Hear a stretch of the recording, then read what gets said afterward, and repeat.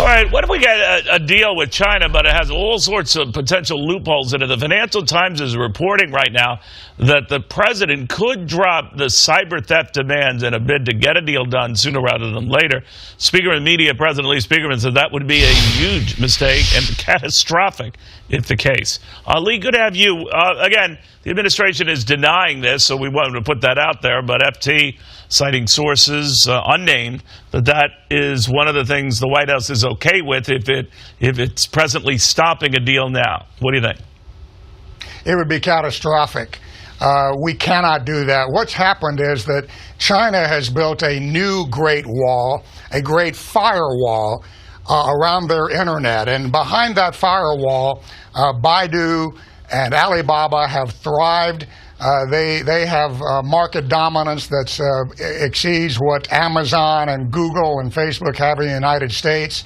They are trying to ban Facebook and Google, or actually currently ban them from using the data they gather on Chinese consumers, from bringing that data into the United States and processing it as they do with American consumer data. That data is the currency. So what they've basically done, Neil, is create the greatest non-tariff barrier ever in the one part of the U.S. economy where we actually have some advantage over China, greatly diminishing.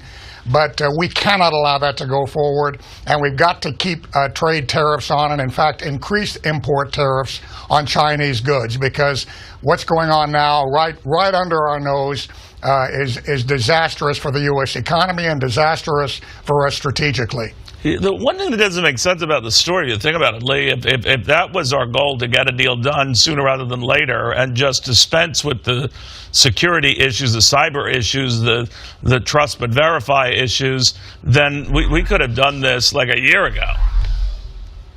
Well, we could have done it a year ago, but then we'd be right back to kowtowing to the Chinese, to selling out to the Chinese, which every previous administration has done. I cannot fathom that they're seriously considering it. Well, I hope they're not, because it would be terrible. Right, you know, Leo, there are twice as many internet users in China as there are people in the United States. It's a massive market, and basically the infrastructure company Huawei, which is trying to become the world leader in 5G, which is the new mobile broadband technology that has a tremendous potential and which we need to build out of the United States. That company, according to U.S. and British intelligence, has embedded technology that enables them to spy on Americans and spy on American companies or British companies or EU companies and EU citizens.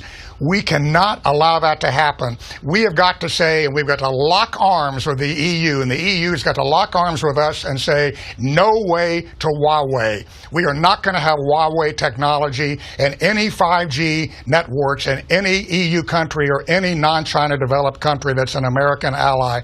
We cannot have that, and we basically need to say, until you allow unfettered access of American internet companies to the China market, you are not going to have access to our market. Right.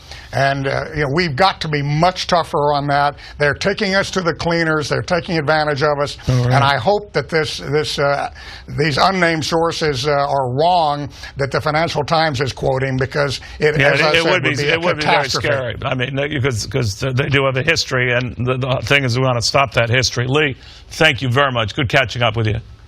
Great to be with you, Neil.